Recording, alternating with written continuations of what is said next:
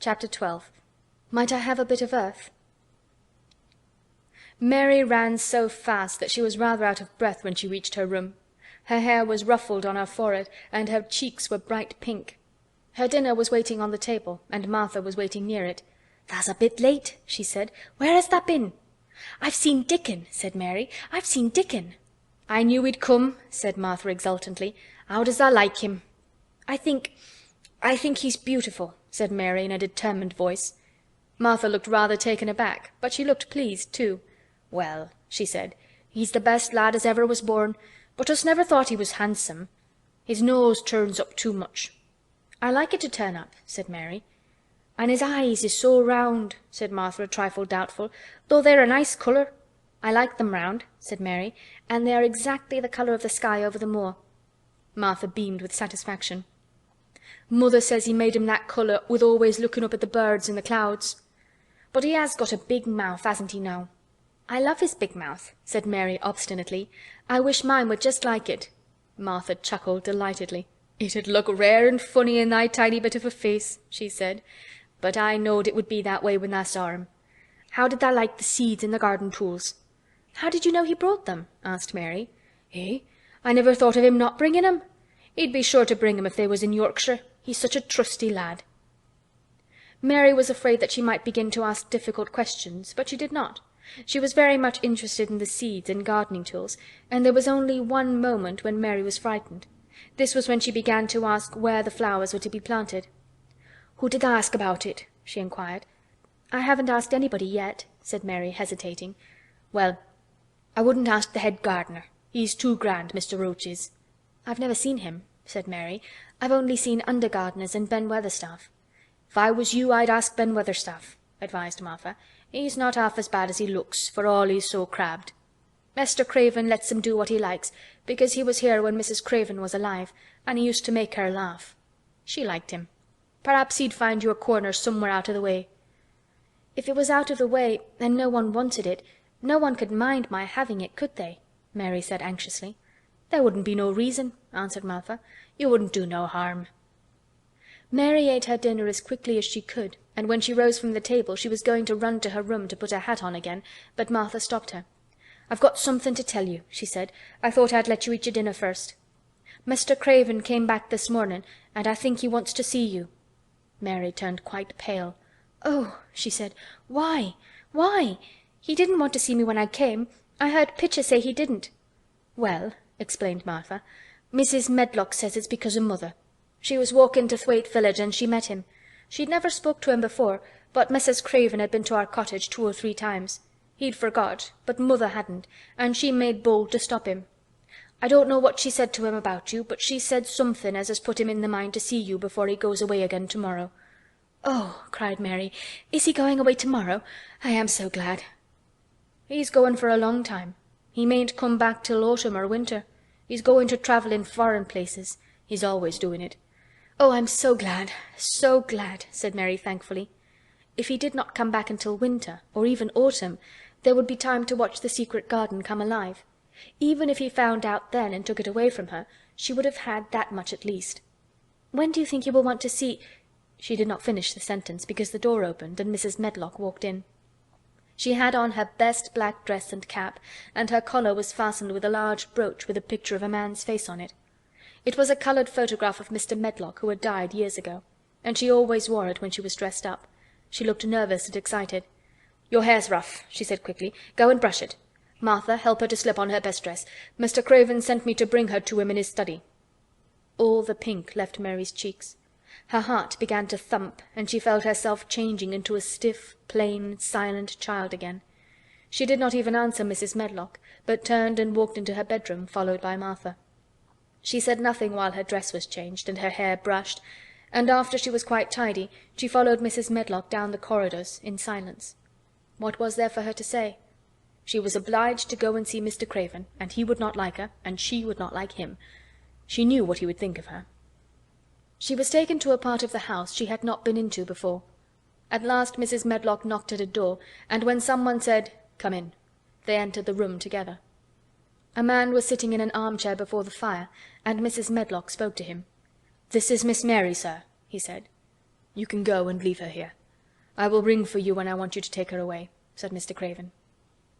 When she went out and closed the door, Mary could only stand waiting, a plain little thing, twisting her thin hands together. She could see that the man in the chair was not so much a hunchback as a man with high, rather crooked shoulders, and he had black hair streaked with white. He turned his head over his shoulders and spoke to her. "Come here," he said. Mary went to him. He was not ugly. His face would have been handsome if it had not been so miserable. He looked as if the sight of her worried and fretted him, and as if he did not know what in the world to do with her. "Are you well?" he asked. "Yes," answered Mary. "Do they take good care of you?" "Yes." He rubbed his forehead fretfully as he looked her over. "You're very thin," he said. "I'm getting fatter," Mary answered in what she knew was her stiffest way. What an unhappy face he had! His black eyes seemed as if they scarcely saw her, as if they were seeing something else, and he could hardly keep his thoughts upon her. "I forgot you," he said. "How could I remember you? I intended to send you a governess or a nurse or someone of that sort, but I forgot."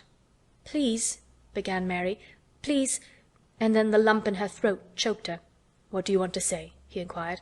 I'm too big for a nurse," said Mary, "and please, please don't make me have a governess yet." He rubbed his forehead again and stared at her. "That was what the Sowerby woman said," he muttered absent-mindedly. Then Mary gathered a scrap of courage. Is she Martha's mother?" she stammered. "Yes, I think so," he replied. "She knows about children," said Mary. "She has 12. She knows." He seemed to rouse himself. "What do you want to do?" "I want to play out of doors," Mary answered, hoping that her voice did not tremble. "I never liked it in India. It makes me hungry here, and I am getting fatter." He was watching. "Mrs. Sowerby said it would do you good." "Perhaps it will," he said. "She thought you had better get stronger before you had a governess." "It makes me feel strong when I play and the wind comes over the moor," argued Mary. "Where do you play?" he asked next. "Everywhere," gasped Mary. "Martha's mother sent me a skipping rope. I skip and run, and I look about to see if things are beginning to stick up out of the earth. I don't do any harm." "Don't look so frightened," he said in a worried voice. "You could not do any harm, a child like you. You may do what you like." Mary put her hand up to her throat because she was afraid he might see the excited lump which she felt jump into it. She came a step nearer to him. "May I?" she asked tremulously. Her anxious little face seemed to worry him more than ever. "Don't look so frightened," he exclaimed. "Of course you may. I am your guardian, though I am a poor one for any child. I cannot give you time or attention. I am too ill and wretched and distracted. But I wish you to be happy and comfortable. I don't know anything about children, but Mrs. Medlock is to see that you have all you need. I sent for you today because Mrs. Sowerby said I ought to see you. Her daughter had talked about you. She thought you needed fresh air and freedom and running about." "She knows all about children," Mary said again in spite of herself. "She ought to," said Mr. Craven. "I thought her rather bold to stop me in the moor, but she said Mrs. Craven had been kind to her."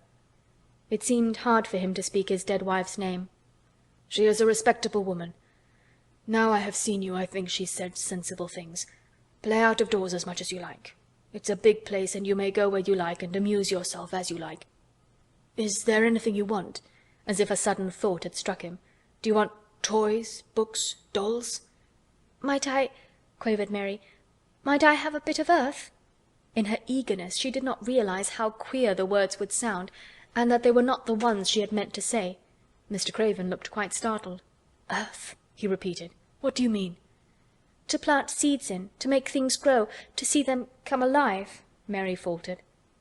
He gazed at her a moment, and then passed his hand quickly over his eyes. "Do you care about gardens so much?" he said slowly.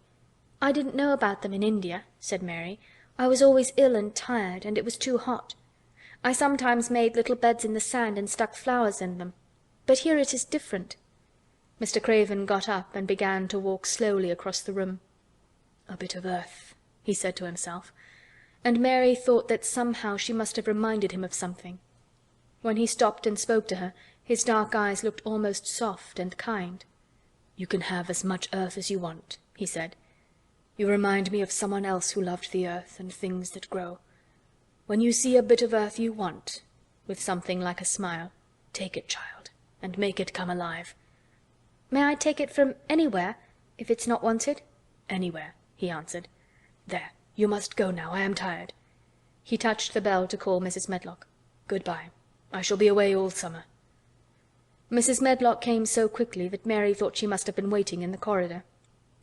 "Mrs. Medlock," Mr. Craven said to her, "now I have seen the child, I understand what Mrs. Sowerby meant. She must be less delicate before she begins lessons. Give her simple, healthy food. Let her run wild in the garden. Don't look after her too much. She needs liberty and fresh air and romping about. Mrs. Sowerby is to come and see her now and then, and she may sometimes go to the cottage." Mrs. Medlock looked pleased. She was relieved to hear that she need not look after Mary too much. She had felt her a tiresome charge, and had, indeed, seen as little of her as she dared. In addition to this, she was fond of Martha's mother. "Thank you, sir," she said. "Susan Sowerby and me went to school together, and she's as sensible and good-hearted a woman as you'd find in a day's walk. I never had any children myself, and she's had 12, and there never was healthier or better ones. Miss Mary can get no harm from them. I'd always take Susan Sowerby's advice about children myself. She's what you might call healthy-minded, if you understand me." "I understand," Mr. Craven answered. "Take Miss Mary away now, and send Pitcher to me." When Mrs. Medlock left her at the end of her own corridor, Mary flew back to her room. She found Martha waiting there. Martha had, in fact, hurried back after she had removed the dinner service.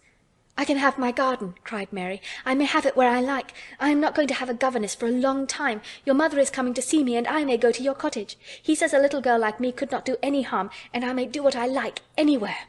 "Eh?" said Martha delightedly. "That was nice of him, wasn't it?" "Martha," said Mary solemnly, "he is really a nice man, only his face is so miserable, and his forehead is all drawn together." She ran as quickly as she could to the garden. She had been away so much longer than she had thought she should, and she knew Dickon would have to set out early on his 5-mile walk. When she slipped through the door under the ivy, she saw that he was not working where she had left him. The gardening tools were laid together under a tree. She ran to them, looking all around the place, but there was no Dickon to be seen. He had gone away, and the secret garden was empty, except for the robin who had just flown across the wall and sat on a standard rose-bush watching her. "He's gone," she said woefully. "Oh, was he only a wood fairy?" Something white fastened to the standard rose-bush caught her eye. It was a piece of paper. In fact, it was a piece of the letter she had printed for Martha to send to Dickon. It was fastened on the bush with a long thorn, and in a minute she knew Dickon had left it there. There were some roughly printed letters on it, and a sort of picture. At first she could not tell what it was. Then she saw it was meant for a nest with a bird sitting on it. Underneath were the printed letters, and they said, "I will come back." End of chapter 12.